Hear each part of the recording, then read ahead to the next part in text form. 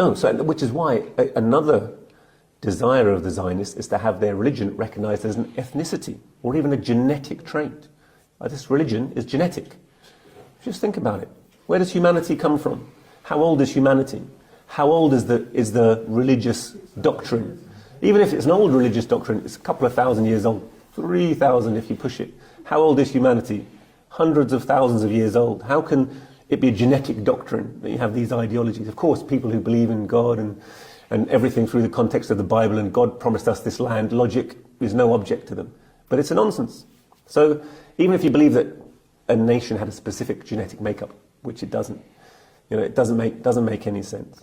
Doesn't make any sense. But who were the other group, apart from the Zionists, who wanted to say Jewishness was a special genetic makeup?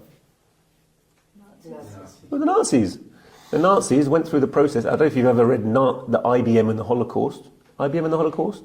They were early adopters of this new computer technology, which was actually kind of card reading machines developing gradually into computers, to classify the racial characteristics of every member of their society, figure out not only who were the Jews practicing, but who were the sleeping Jews by their racial characteristics, and use that to power their Holocaust. So the concept that you make this Jewish religion a national trait serves only ultra-nationalism. Whether it's the German nationalism, wants to wipe out Jews, or whether it's the Zionist ultra-nationalism that wants to claim some special right for Jews. And there was literally a headline in the Israeli Times the other days.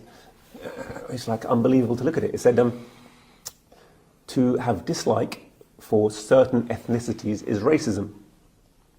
Okay? To say that Jews have to be equal is anti-Semitism.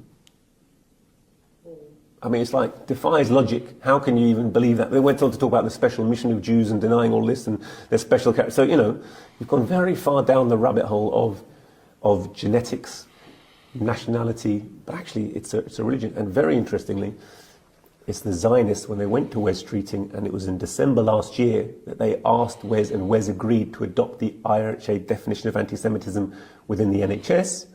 They specifically had a couple of other demands. One was to pursue certain other specific cases that they were trying to get doctors struck off, and you can see that they've been doing that very clearly.